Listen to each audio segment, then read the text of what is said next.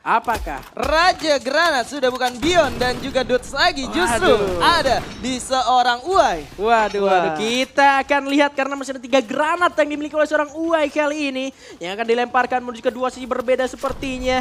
Masih ada 2 glue melter ke arah Tiger Rock Esports. Ini akan menyulitkan pergerakan mereka karena glue-nya sudah akan hancur. Dan bahkan kali ini granatnya sudah dilemparkan. That's it!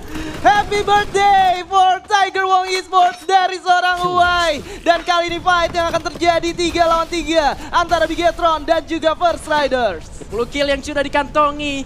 Akankah 3 poin terakhir menjadi milik First Rider Storm atau justru malah Bigetron Delta yang kali ini sedang bertahan di balik sebuah tembok dengan adanya 2 trap landmine. Tetapi First Rider Storm mereka tidak akan melakukan maju lebih dalam lagi, memaksimalkan pertempuran jarak jauh dan memaksa ke arah Bigetronnya yang keluar dari bagian tembok tersebut. Tembakan-tembakan jarak jauh bahkan dengan terogonnya kali ini. Tapi Sue pick off and shotnya sangat luar biasa. Membuka jalan untuk teman-temannya. Ada 1 shotgun diaktifkan tapi Demi terjatuh. Uai tersisa dan Bigetron Delta. The Red Robot takes the booyah. Congratulations for Bigetron Delta. Di game kali ini mereka berhasil membungkus Buya. 5 malam hari ini. Dan pesawatnya sudah terbang tentunya membawa ke 12 tim. Untuk turun menuju ke drop zone-nya masing-masing. Akankah Onyx Olympus masih tetap turun di tempat yang sama dan mendapatkan hasil yang sama? Atau justru ada perubahan yang signifikan dari Onyx Olympus? Tolong dong, ini kan ada mantan coachnya Onyx Olympus datang, ya kan? Ada Onyx Tabul. Dan ini menjadi sangat penting juga untuk dibahas. Sama pentingnya kayak yang sedang melakukan fight di daerah Shipyard. Ada EVOS yang akan dijamu atau menjamu Iko kali ini. Iya, dan bahkan ternyata pertukaran terjadi ya. Di sana ada Abax yang harus terculik dan berhasil untuk diculik balik oleh seorang Bion. 1 playernya 3 lawan 3. Tetapi untuk area vending machine yang kali ini sudah mulai coba diamankan oleh anak-anak dari tim EVOS Divine. Dan 1 orang sayangnya kali ini ada Bion yang sempat terkena silent dari Thrill of Battle yang sempat dilemparkan oleh tim Eco Esports. Masih dengan pembagian posisi masing-masing dan masih tidak ingin mau terlalu overcommit dari kedua tim. Dan kalau kita lihat sedikit ke arah minimapnya tadi sempat ada pergerakan dari SES Alpha Inc. yang sudah mulai mendekat menuju ke arah Shipyard. Wah, ini SES juga tahu betul kalau daerah mereka drop itu nggak ada yang gangguin sama sekali dan potensi fight yang akan terjadi justru cenderung di daerah utara. Mereka coba untuk melakukan satu pergerakan yang progresif dan juga cukup cepat, tapi di lain sisi Apa itu? ada apa itu Bigan? Kok ada yang kebasok gitu? Ceritanya gimana gitu? Pakai parang gitu ya dari seorang pader dan ternyata korban selanjutnya adalah Gare dari Onyx Olympus. Sementara kita kalau kita lihat kembali di bagian CPR-nya malah 1 player dari tim Eiko tadi sempat terculik oleh Ray dari SES Alpha Inc. Ya, dan seperti biasa seorang Ray hanya bermain sendirian walaupun kalau lu lihat di daerah utaranya ini satu hal yang sangat jarang dilakukan oleh teman-teman SES. Yeah. Mereka biasanya cuma 1-3, jarang banget mereka 2-2. Kalau mereka udah sampai 2-2 artinya di drop zone dan sekitarnya itu benar-benar aman, Pak. Iya, dan ada beberapa keuntungan mungkin yang bisa diambil oleh tim SES Alpha Inc. Dan ternyata betul saja berhasil menumbangkan ke arah Kochel di sana dan bahkan sepertinya Dudes pun akan sulit untuk diselamatkan dan ini dia keuntungan yang dimaksud oleh SES Alpha Inc. Mereka berhasil mendapatkan 2 player sekaligus dari 2 arah yang berbeda dengan pembagian posisi yang mereka lakukan. Adanya potensi yang bisa menimbulkan menambah poin ya untuk SES Alpha Inc. ini benar-benar dimaksimalkan oleh mereka. Kan kalau kita lihat EVOS itu masih ada 3 orang ya. Dan tapi dari kejauhan Andri Q berhasil di pick off oleh seorang Cibeng kali ini. Apakah Andri Q masih bisa diselamatkan karena itu masih cukup open field. Ada usaha dari seorang Vader untuk bergerak maju dan coba menyelamatkan 1 orang kawannya di depan. Masih bisa. 2 poin eliminasi udah berhasil didapatkan by the way oleh Kagendra. Yap.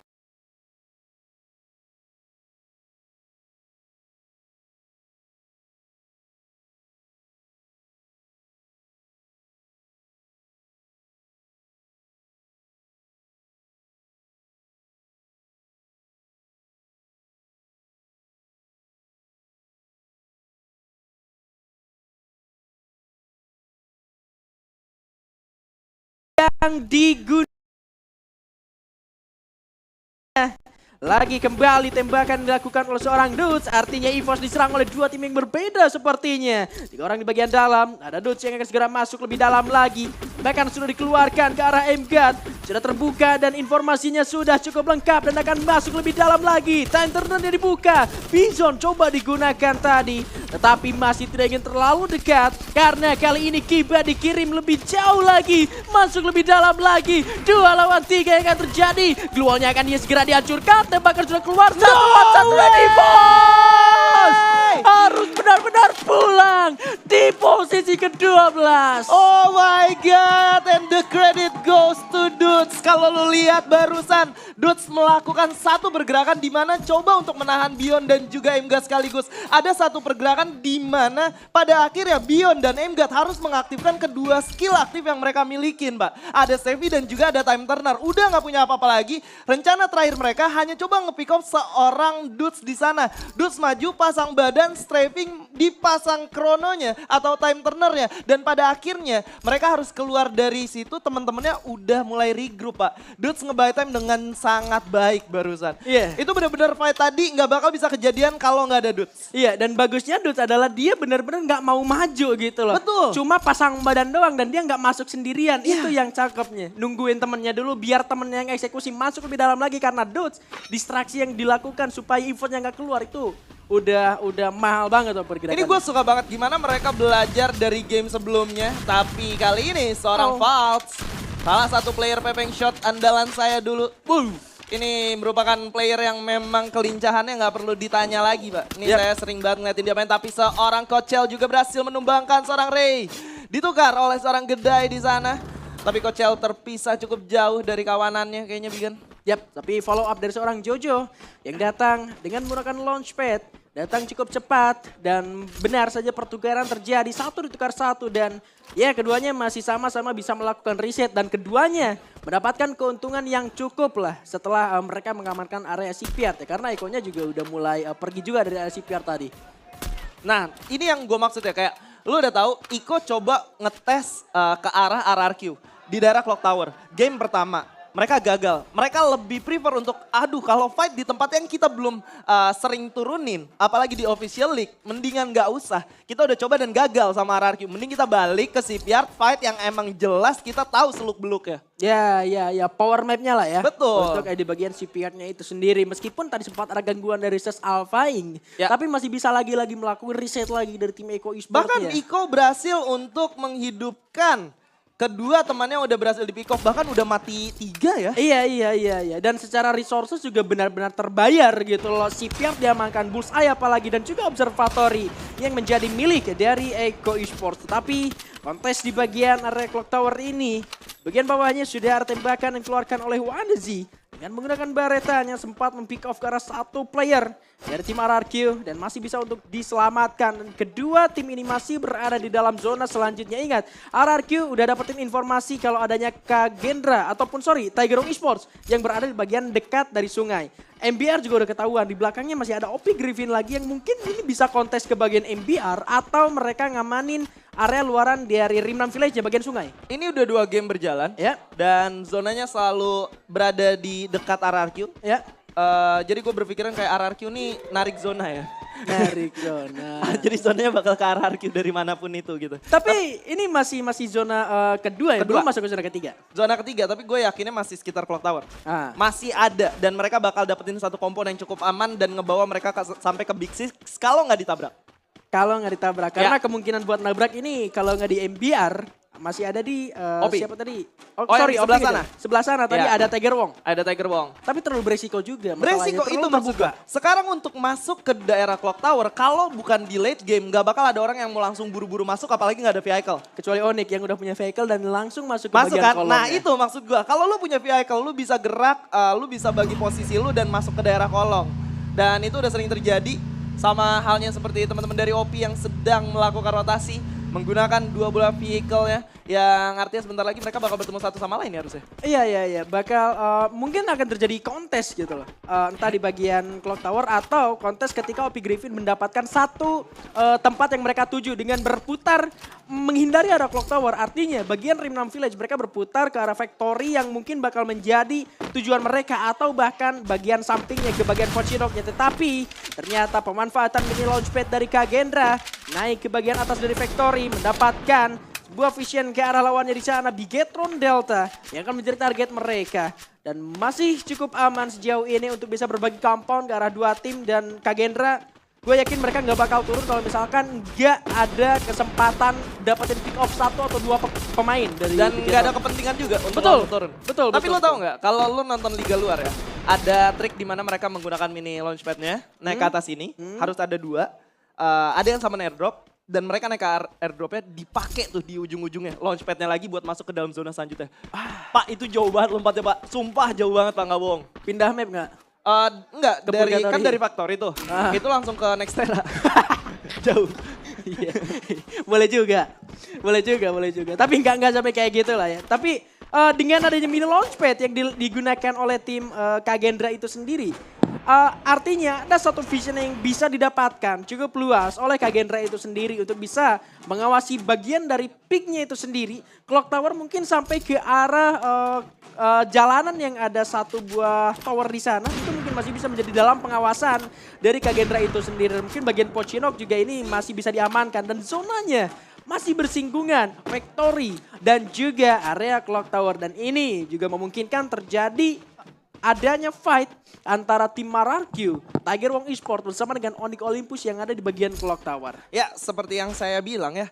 Tapi kan skenario yang saya bilang tadi nggak ada yang ngalangin RRQ-nya. Ya. Ini ada Onyx dan Onyx punya chance yang lebih besar untuk bertahan karena mereka nggak dikejar sama zona terlebih dahulu. Ya benar. Melainkan RRQ duluan nih yang bakal dikejar gitu kan. Dan kalau sekiranya RRQ nabrak ke teman-teman Onyx, yang harus kita ketahuin Onyx dua orang depannya ini juga benar-benar kuat. Ini bakal menjadi satu fight yang seru banget kalau mereka bakal fight satu sama lain sih. Belum lagi MBR-nya Nah. yang bakal masuk juga. Entah Iya. mungkin dari samping sebelah kanan dari RRQ-nya. Dan bakal bertemu sama Onyx. Itu yang mungkin akan kita nantikan. Entah itu bakal terjadi atau enggak. Karena ternyata justru dari MBR-nya tadi sempat mendapatkan satu takedown ke arah tim OP Griffin. Di mana ke MBR? Di mana? Di sini justru malah ada Echo. Nah, MBR-nya yang jadi nggak kelihatan ya. MBR yang Ini jadi menjadi kelihatan. satu pertanyaan yang cukup sulit juga tentunya. Tapi kalau di lain sisi kita lihat dari SES, mereka coba untuk bermain di zona lambat, menyimpan dua buah vehicle yang bisa mereka gunakan untuk masuk ke dalam zona selanjutnya. Ini sebenarnya escape plan-nya bisa gue bilang dari SES ini udah oke banget. Tapi tinggal gimana caranya mereka membaca situasi dan juga drop zone dari lawannya yang sekiranya rotasi mereka selanjutnya nggak bakal ketemu orang lain. Iya. Dan ini dia bagian Clock Tower, bukan sama Onyx dan bukan sama Tiger Wong Esports, tapi Echo Esports yang akan datang mengamankan zona bagian bawah dan tidak akan dibiarkan oleh seorang Razor karena tembakan terus dikeluarkan. Hampir saja tadi satu kepala terpick off, tetapi masih bisa mengamankan dirinya kembali dari tim Echo Esports. Dikurung di bagian bawah. Ini ada satu informasi dari tim RRQ bahwasanya tim Echo Esports tidak bisa bergerak lebih dalam lagi dan mereka lebih memilih untuk membiarkan hal tersebut. Mereka lebih memilih untuk survive terlebih dahulu sampai bagian belakang mereka, backstep mereka ini cukup aman. Dan ditinggalkan satu player di bagian vending machine sana. Ya, ini menjadi satu hal yang cukup menarik untuk dibahas menurut gua karena bukan gaya RRQ banget seperti ini sebenarnya. Karena kalau lo tahu harusnya ketika mereka tadi masih cukup kosong di Clock Tower, kalau mereka lagi kejar kill point, pasti gue yakin banget Onyx udah ditabrak. Tapi ini enggak, mereka memilih untuk berbagi kompon dan mereka memilih untuk setidaknya tidak terlalu terburu-buru masuk ke dalam zona selanjutnya karena mereka punya yang namanya mini launchpad dan naik Pak ke atas ini. Gak mungkin mereka melakukan hal tersebut tanpa punya exit plan. Yap, tetapi kali ini saat orang legalot harus benar-benar terpick off. Dan masih bisa untuk diselamatkan kembali. Sementara golnya akan terus digerus, terus dihancurkan. Dan mereka masih akan berusaha untuk bisa tetap hidup. Dan satu granat dari bagian bawah, Ralf melontarkan satu buah granat meledak. Mengending ke arah Backman dan Negalot kembali terjatuh. Dan oh my god, predik dari granat. Dari seorang Ralf benar-benar membuat tim RRQ justru malah tumbang. Di posisi ke-11 setelah EVOS Divide. Oh my god, ini menjadi satu anti klimaks tentunya untuk teman-teman RRQ karena memang EVOS-nya sudah tusun duluan. Ini merupakan round di mana mereka harus mendapatkan poin sebanyak-banyaknya agar bisa merebut posisi EVOS.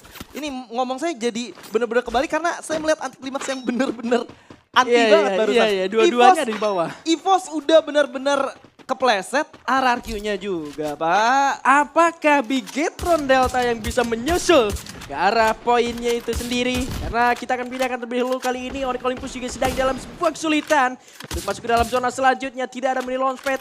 Mereka mengandalkan glue wall yang dibuka. Dan itu pun mendapatkan spray yang begitu rapi dari seorang Kiba. Ternyata berhasil menumbangkan satu orang dan Ikal yang mendapatkan killnya. Eko Esports di bagian atas sana yang mencuri compound dari tim RRQ masih bisa memanfaatkan banyak sekali hal dengan high ground yang mereka miliki. Sementara kontes harusnya di bagian bawah sana antara Tiger Wong bersama dengan Opi yang seharusnya sedang berlangsung juga di bagian labirin. Iya, harusnya sebentar lagi bakal berlangsung. Tapi Onyx kali ini cuma memiliki satu natural obstacle, yaitu sebuah batu yang cukup besar di sana. Dan glue wall di sebelah kiri. Kalau nggak dapat zonanya barusan gue rasa bakal selesai. Tapi kali ini Sas Alphaing sudah berhasil mendapatkan tempo mereka dengan 7 poin eliminasi. Dan masih ada 3 orang untuk bertahan. Oke, tembakan dari seorang Jojo sempat keluarkan dan Bara berhasil menemukan Adrian di sana. Azril yang mendapatkan confirm killnya dari backstep arah Bulls Esports dan sudah tereliminasi karena satu kill terakhirnya diambil oleh Kagendra dan Onyx Olympus lagi-lagi benar harus tumbang di posisi ke-8. Masih bukan dalam posisi yang terbaiknya mereka. Kagendra sudah pulang di posisi ke-7.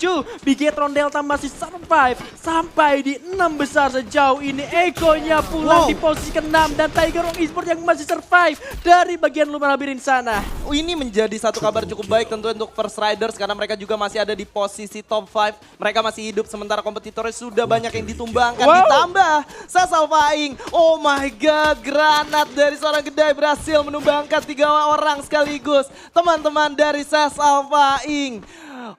Wah ini gue nggak ngerti. First Riders selalu bisa dapetin momentum untuk menggunakan granat dengan sangat baik, Pak. Iya, masternya kalau misalkan First Riders itu dia punya sejuta cara untuk bisa melakukan comeback atau miracle run istilahnya.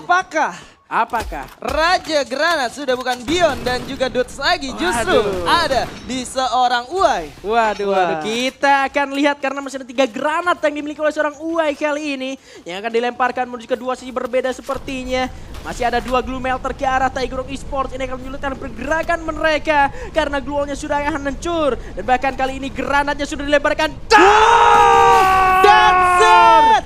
Happy birthday for Tiger Wong Esports dari seorang Uai. Dan kali ini fight yang akan terjadi 3 lawan 3 antara Bigetron dan juga First Riders. 10 kill yang sudah dikantongi. Akankah 3 poin terakhir menjadi milik First Riders Storm atau justru malah Bigetron Delta yang kali ini sedang bertahan di balik sebuah tembok dengan adanya 2 trap landmine. Tetapi First Riders Storm mereka tidak akan melakukan maju lebih dalam lagi, memaksimalkan pertempuran jarak jauh dan memaksa di arah Bigetronnya yang keluar dari bagian tembok tersebut. Tembakan-tembakan jarak jauh bahkan dengan terogonnya kali ini. Tapi Sue pick off and shotnya sangat luar biasa. Membuka jalan untuk teman-temannya. Ada satu shock yang diaktifkan tapi Demi terjatuh. Uai tersisa dan Bigetron Delta. The Red Robot take the booyah. Congratulations for Bigetron Delta. Di game kali ini mereka berhasil membungkus